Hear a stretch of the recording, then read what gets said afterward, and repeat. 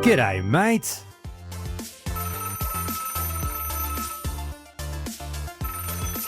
Okay, it's time for the first ever call on the Josh Corbett Podcast, and I'm so happy to be joined by someone who I've spoken with in the past on Countdown to Classic. On a podcast before. The Final Fantasy podcast. Obviously, I refer to everything as being Countdown to Classic. I've got to get out of that habit. But Oni Dino, mate, from Nintendo Everything Podcast. How are you? I'm ecstatic.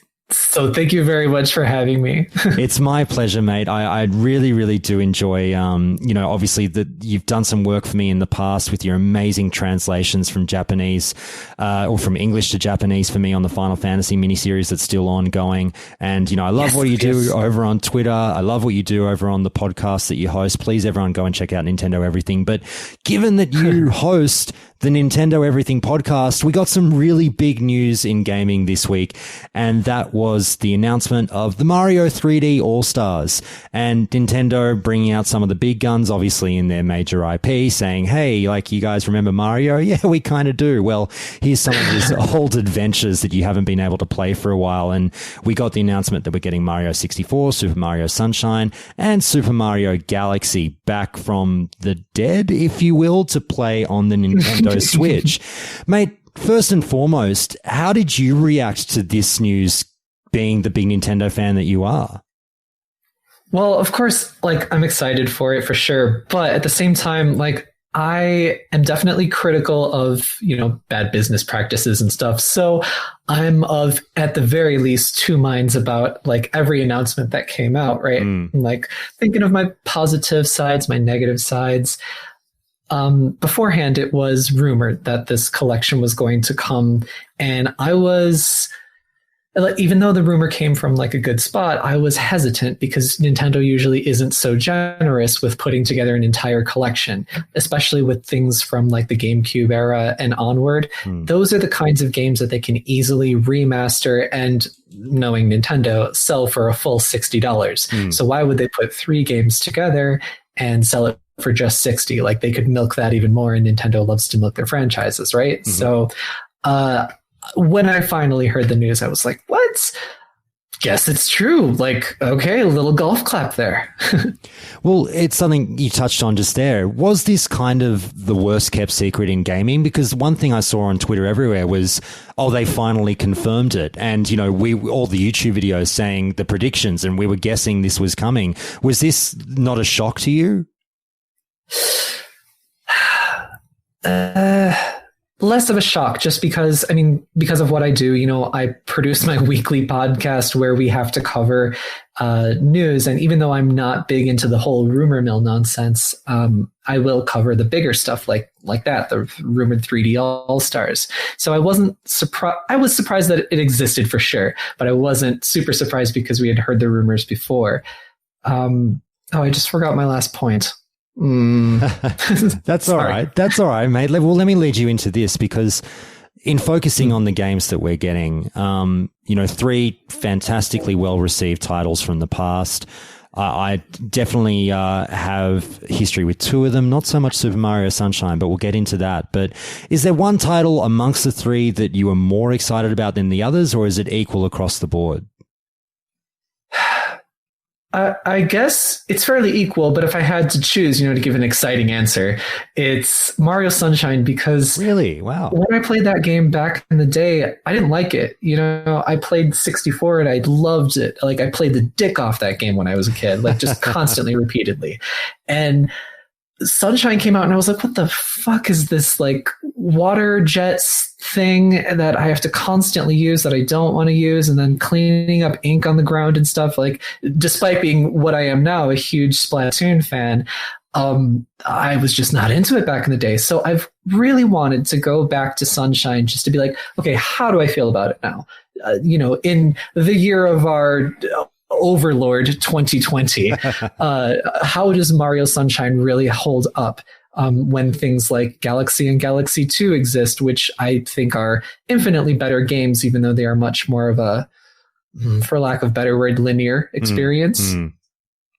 So Sunshine. It's so funny that you say that because, I mean, just to go off on a tangent that I had thought we'd come to this a bit later on, but given it's come up now, people are sort of decrying the fact that Super Mario Galaxy 2 wasn't included in this bundle. And a lot of the forecasting is saying, well, I guess we're getting that later down the track. You can only presume, as you say, given some of Nintendo's practices, that we'll see it released from, the proverbial vault, I should say, later on. But people are sort of going, Sunshine, that's a bit of a funny one. How will that work on the Switch, given some controller differences? And also just a lot of people seem to reflect your feelings that Sunshine, is it, I don't mean to be, mean to any of my fans listening, but as we say, the colloquialism here in Australia, is it like the redheaded stepchild of the Mario franchise?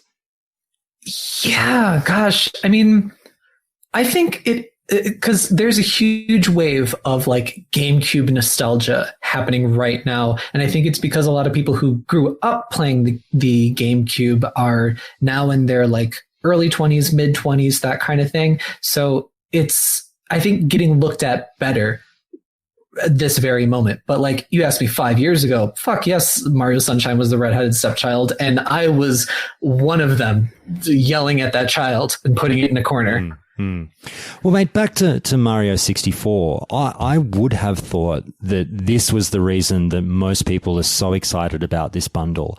But the more and more I thought on it, the obvious questions come up when you think of how Mario 64 is going to play out in 2020, given resolution issues and whatnot of porting over a Nintendo 64 title to a modern system. And if you obviously dock your Switch, playing on a large TV and how it would go. So I found myself getting actually a little less enthused the more I thought about it. How do you feel about 64 in this day and age? So, okay, having dabbled with emulators, right? Project 64, I think, is the emulator. It does a pretty good job of upscaling resolution, so you get a much clearer picture. So I have seen games from the 64 no longer running at 20, well, still running at 20 frames, but no longer running in 240p, and it's a much crisper image. And it gives such a really, gosh, I don't know what to say. It's just such a clean, blocky ass picture that I think it's going to be completely fine with like Mario 64 in 720p. And it is in 720p. It's not 1080 for whatever reason. Yeah. I don't think that really matters because it's still just going to look like shitty little blocks. It's just really clear, but then you're going to see that thing that you can't hide, that everything is so few polygons in this brand new 3D world in 1996. So I think it's going to be totally fine visually. It's something with 64 where I was watching the side-by-side comparisons already that have gone up on YouTube, showing the older footage versus what we've seen in the trailer. And as you're saying, it does very much so seem to be improved. Now, this is not, you'll have to correct me if I'm wrong here, mate, but 3D All-Stars is not so much what we would normally term a remaster, I think, shoot me down, but more a re-release that happened to have been not worked on. How do I say this? The graphics have been tweaked so that they look great on 2020 screens, but I don't necessarily know how much work has gone into overhauling the graphics, if you know what I mean, for optimization. Absolutely. I think we can both agree that it is a bare minimum kind of thing. And, everybody, like, there's no like very defined, definition for remaster versus remake versus all that junk. Like, I think there's like some generally agreed upon terms. Like, this is of course not a remake, but then you look at things like the Mario 64 DS game. Is that a remake? Like, under what, determination is that a remaster versus a remake? So anyway, getting back to this, like, yeah, it is very much like an upscale. It's not so much like they've definitely not screwed with anything that they didn't have to touch. And even things that they should have touched, they probably didn't touch. So like in Mario 64, That's still in 4:3 aspect ratio. It's not going to be in 16:9. And just as a consumer, I know dick all about properly developing something like this, especially something old for something new. I'm just wondering, like, man, why couldn't you have gone the extra effort to put in 16:9 Mario 64? I know back in those days, a lot of times the stuff that you weren't actually seeing on screen, that would be popping in right before the image showed up on your actual screen, just to save on RAM or whatever it was. It was developer tricks. And I mean, stuff like that happens now as well. So just to suddenly make something 16:9, like, it's not just like click a button or whatever. You have to reconfigure, for lack of a better word, all these different things. And it would have cost, extra development time and money to do that. And so I understand from a business sense why maybe they wouldn't have done that. But at the same time, this is Mario. This is a 3D collection. It was always going to sell like hotcakes. Why in the world, couldn't we have gone that extra effort? It's going to make the money back and more. Well, let's piggyback up off of that point, mate, because later on in this episode, I am going to be discussing another remake and a remaster that are coming out this week in gaming as well. Tony Hawk's Pro Skater 1 and 2. The collection just got released, I think, yesterday or the day before, and that's a full remake as far as I can see. And then we've got Kingdoms of Amalur Re-Reckoning, which is a remaster that's coming out in a couple of days. And then we've got this thing with Mario, which as I'm saying, we've all got, however we term it, but as you say, the finer definitions might be available elsewhere. I sort of look at this as just a re-release, but you kind of half answered this question already at the tail end of your last response. But I do wonder if the rest of the Nintendo community, like the real diehard fans, as rabidly enthusiastic as they are for this bundle to come, if it is just, oh, that's fun, but I really would have been intrigued by a remake. Mm-hmm.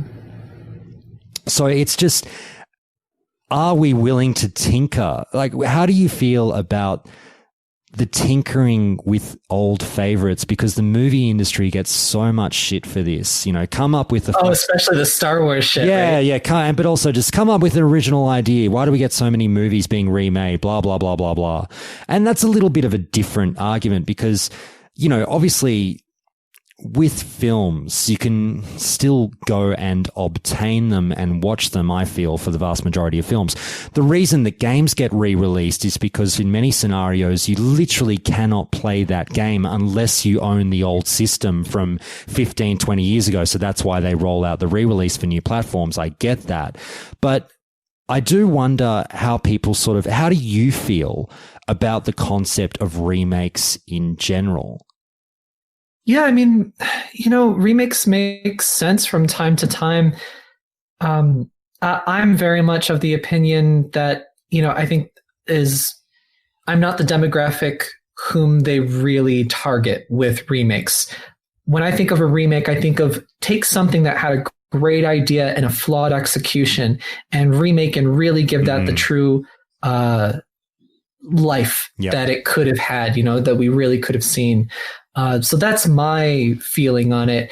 For Mario 64, I never need to see that game remade. Like, why? Just so like the shit looks prettier on screen? Like, okay, cool, but like, I don't want them to do anything that doesn't need to be done. So like, for example, Mario 64 DS, that game didn't need to exist at all. That could have just been a straight up port. Mario 64 DS, by the way, for anybody who's, unfamiliar, that was like definitely a remake in my eyes. It completely restructured how the first quarter of the game went. You started out as Yoshi, playing as Yoshi, and then you find the other characters locked up, Luigi, Mario, and Wario, and then you can play as them. All of them have different play styles. There's a whole bunch of new levels. Cool, but none of that shit needed to exist. Mario 64 in this day and age already plays pretty good. It's not perfect for sure, but I can go back and play that game to till whatever I'm trying to say here, whatever funny thing here.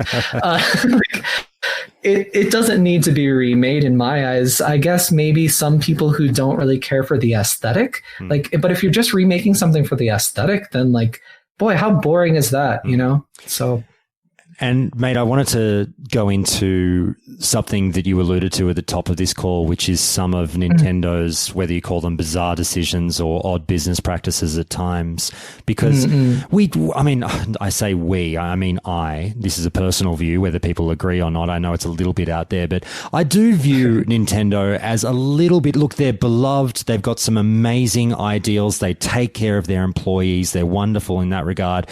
I do think they are a little bit of an eccentric company. I don't mean that in a positive or a negative. I just mean I find some of their business practices a little bit eccentric at times, and they've sort of done that again here in, this is what has got everyone talking, is the time window of release, being that they've told us, hey, enjoy this from the 14th of September or whatever up until the 31st of March, and you will never be able to, let me retract that. You won't be able to buy that game for some time, perhaps after March 31st. So giving it a bit of a desirable effect to get your hands on it, get it while it's hot. And, obviously Roxas Sakuraba, listening along live on Twitch, has raised the exact same issue, just saying it's weird that they've done this until March. Why delist the digital version? How did you feel about that when you read that little addendum, mate? Oh, it's the fucking weirdest, man. I was like, why? Like, I understand, sort of. They mentioned Mario Bros. 35 would be until, March 31st. And I was like, that's okay, whatever. You said that about Tetris 99, and then you kept that going and you released a physical version of it. So sure, I believe you. But this one's the weirdest. And I'm almost like in such disbelief that I like don't actually believe them.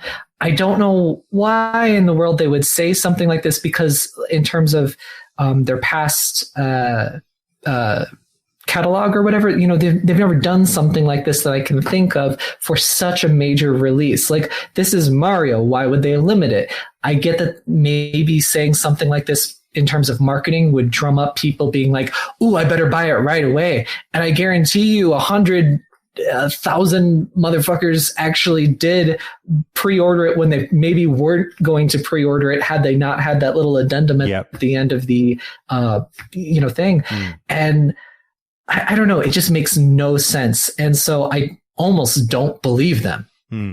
It's one of those things that really got me scratching my head as well. And more so I was trying to, dive into the actual business results at the end of the day for them. So if this is something that they're forecasting will put more money into the bottom line, they'll love it. Restrict the access. They will flood us with money. And there's no doubt that this title is absolutely going to sell out. Everyone will be all over it. It'll be super popular. That's a given. But I just wonder how much extra income it's adding by putting a halt on it, because it's a page straight out of, as a lot of people are obviously mentioning, the greatest correlation here is it's a page straight out of the Disney playbook, where Disney would famously put things in the vault, and with all of their movies, they would, their animated films, they'd put them in the cinema, then remove them, then re-release them every few years as a bit of a special event, and people would flood back and watch their old favorites. Now, funnily enough, Disney, I believe, doesn't really do that anymore because they've got Disney Plus. They came out and said, Bob Iger said, like, no, we don't do the Vault thing anymore. We've got this streaming service. We're not doing that. But that's when Nintendo's like, hey, baby, you're stopping. We're starting. Let's bring on the Vault. So I really just wonder if it's actually going to work, because if you left it available for purchase after March 31st, I just personally, and there are people paid more than me who are smarter than me who have the figures behind this, but I just, as a layman, can't see how it equates to more revenue for Nintendo. Oh, absolutely. And I'm in total agreement with you. Like, as just like a genuine Nintendo fan through and through, but also not somebody who's going to be blind and, cover for them like they're my parent or something like that. Like, no, like, shitty business practice equals shitty business practice. Like, this makes no sense. And that's why I'm just like, I genuinely don't believe it, because But still, they shouldn't be saying this, like this is wrong all over the board. It's baffling because this is something that is like one of those titles like Mario Kart 8 Deluxe, Mario Odyssey, Breath of the Wild. It's one of those evergreen titles, a game that continues to sell regardless of its release date, regardless of its promotion, because it has such staying power for people who are buying new consoles. And maybe even buying 2 consoles per household, per kid. Like these are the kinds of games that are like staple of the system, Absolutely. Mate, I should, as we hit the home stretch on this call, I should say, just real quick, it's funny because you refer to it as like a shitty business practice. And that's the one thing I've been wondering as well is, do you term this as shitty, or is it more like it took everyone by surprise, and it's more like kind of I'm terming it more as like, not that there's any right way or wrong way. It's more just bizarre to me than shitty. I don't necessarily see it as predatory, but like it just leaves me scratching my head going, okay, if that's what you guys want to do, I guess. Yeah, I mean, you are right that it is definitely bizarre, and that is the best way to describe it. If you gave me, only one adjective to use, bizarre. I think it is shitty though, because it's not like you have to pay royalties for something or, pay to hold on to the IP or something. You own it. It's Mario. I, of course, don't know what's going on behind the scenes. And I'm very willing to be like, somebody prove me wrong on whatever the shit is going on behind the scenes that would make them make this decision. But even if it were something like, okay, we're only going to have a limited run of the physical for whatever reason, we want to give the physical carts that we're manufacturing to somebody else, keep it on the digital storefront, It just doesn't make sense. And if it is a lie, then that's shitty because you're lying to your consumer for a marketing sense to try and drum that up.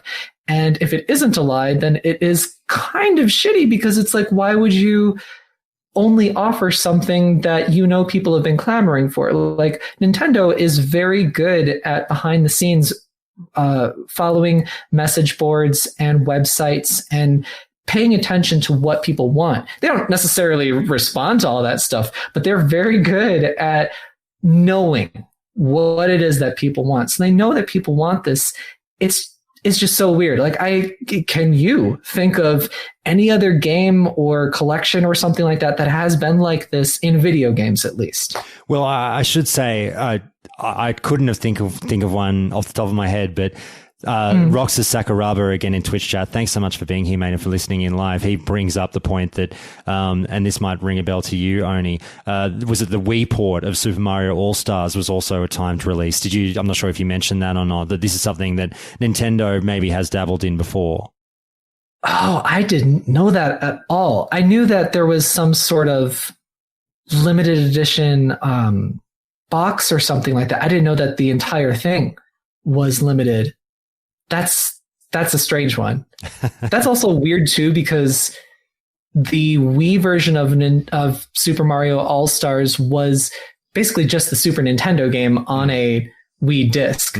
I think that game was available for Wii download or whatever that was called back on the Wii Shop channel. I don't know, that is a murky water for my personal history. During that generation of video games, I was in university, so I was either depressed, drunk, or busy. So I didn't play very many video games on the PS3, 360, yada yada. They're clarifying now. That might just be the limited edition that was limited release, but either way, Nintendo has been known to check this sort of type of release out before. But mate, before I let you go, they've been dipping their toes in the still waters that run deep. Exactly, mate. Before I let you go, I thought I'd just ask, of these 3 games that we're getting, any moments in these games that you can't wait to get back to, whether it's racing down the icy slopes in Mario 64 and like I used to do, go flying off the edge every fucking time, or anything else that you're really looking forward to as your number 1 or number 2 moment from these games? So very close to what you mentioned about racing off the cliffs. I look forward to that and getting to the final bottom and beating that horrible mama bitch penguin, and then right in front of her face, throw her children off of the balcony into the abyss that who knows whatever is down there. Like, how do you like that? Better pop out another one. Oh, no. And what about... That's a little cruel, I'm sorry. No, that's all right. Hey, you play how you want to play, mate. Anything in Galaxy that sings out to you? You know, I think I've only played Galaxy twice. Mm-hmm. I loved it. I loved every moment of it. Can't remember anything about it. So I look forward to going back to it. I must have been either drunk or depressed or busy when I played that game. So looking forward to playing it in my less drunk, less depressed, still just as busy life, though. Very good, mate. Now, look, last question for you. You, again, brilliantly sort of just flirted with this concept and when we started talking. What does this mean for Zelda later down the track? Oh, yeah. Like, I mean, I really love Zelda, for sure. So good.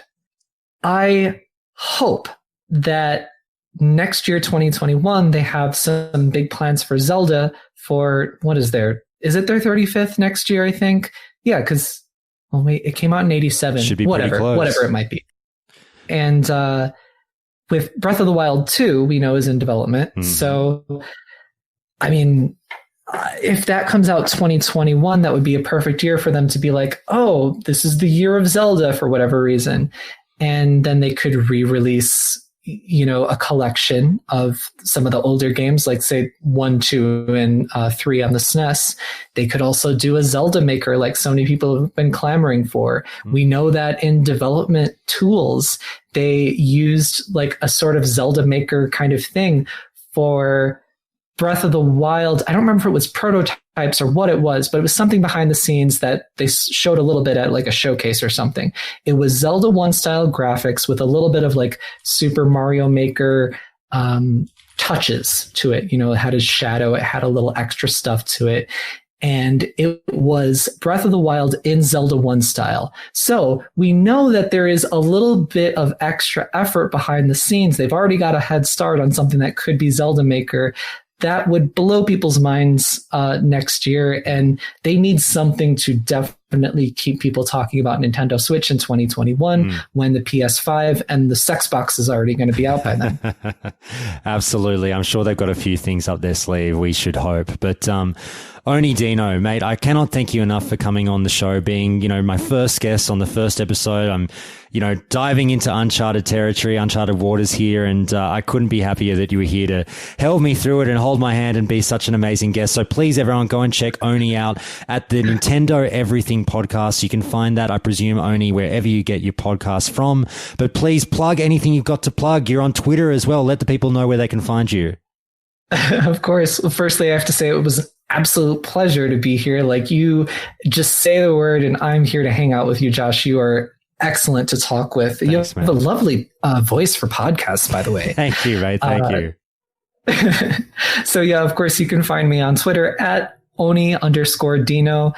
And my podcast is called Nintendo Everything Podcast. You can find that pretty much anywhere you listen to podcasts. And what else do I do? That's enough. That's enough for right now. Follow me on Twitter if you want to hear more. I don't want to overload you with a bunch of junk. All good. If you want to hear about like Nintendo shit, criticisms of the industry, translation stuff. I'm a translator. I should probably absolutely mention. I'm a Japanese to English translator. So, you know, translation insights, cultural insights. Just my opinion, though, not a professor or professional or something. Very good, mate. I'll put all your details in the show notes and I'll speak to you next time. Thanks, Oni. Thank you so very much.